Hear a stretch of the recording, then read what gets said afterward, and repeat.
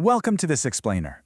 Today, we're unpacking the 140-year-old history of the oldest, most prestigious, and absolutely fiercest rivalry in Test cricket, the Ashes.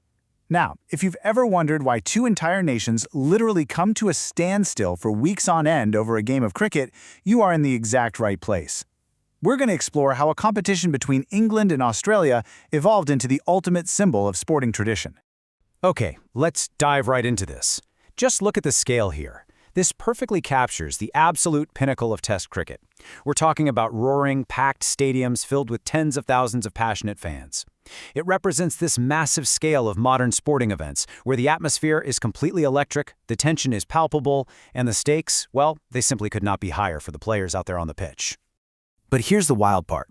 Despite these massive, screaming crowds in today's mega stadiums, the actual prize they are fighting tooth and nail for is this: a tiny, fragile terracotta urn. It's so delicate, in fact, that the original permanently resides at the Lord's Cricket Ground Museum because it's simply too fragile to ever travel.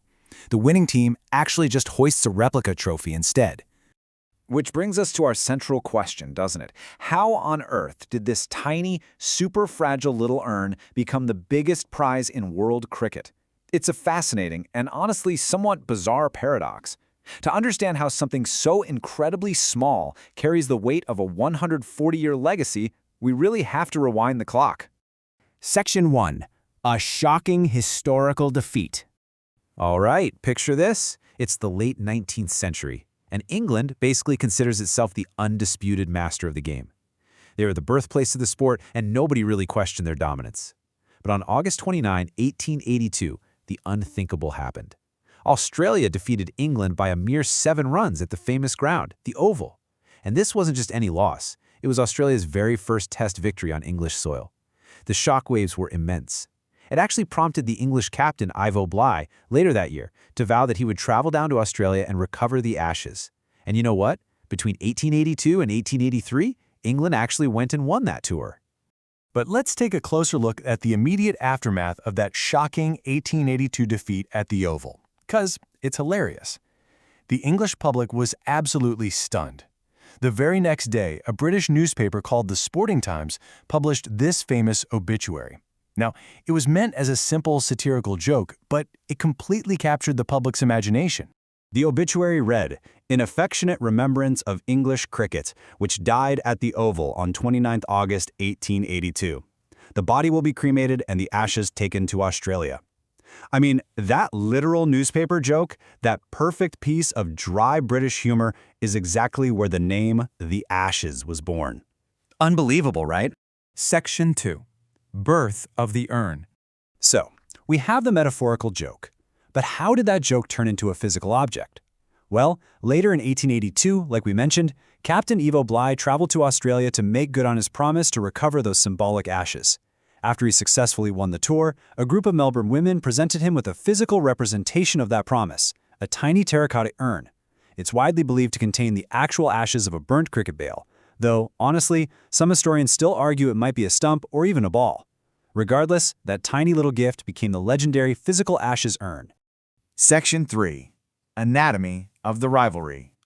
Okay, we've covered the 19th century origins, but let's see how this builds into the modern behemoth it is today. Every Ashes series is about so much more than just the sport. It's this massive clash of deep-seated national pride, with close historical roots tracing right back to the British Empire. You have England, fiercely defending the birthplace of cricket and fighting to restore national prestige. And fighting right back is Australia, originally a colony introduced to the game by British settlers, now completely driven by the desire to prove themselves against the game's founders and continue their own tradition of excellence. And the mechanics of the series perfectly match that intensity. It's played every 2 to 4 years, hosted alternately in England and Australia. It usually consists of 5 grueling test matches. And here's an absolutely crucial rule. If the series ends in a draw, the current holder gets to keep the Ashes. Now, it's vital to remember this is Test cricket we're talking about. 5-day matches that relentlessly test a player's technique, patience, fitness, mental strength, tactical intelligence, the whole shebang. It is the absolute highest standard of the game. Section 4. Unforgettable Ashes moments. With that grueling, high-stakes structure in place, it's no wonder the rivalry has produced some of the most dramatic moments in sporting history. In 1932-33, we had the incredibly controversial Bodyline series. Skip ahead to 1981, and you've got Ian Botham inspiring a comeback so famous it's literally just known as Botham's Ashes. 2005 brought us what many consider one of the greatest series ever played, with England finally triumphing. And who could possibly forget 2019 featuring Ben Stokes' remarkable, totally logic-defying innings at Headingley. These are the dramatic finishes that define the sport. And, of course, the architects of these moments are the absolute legends of the game.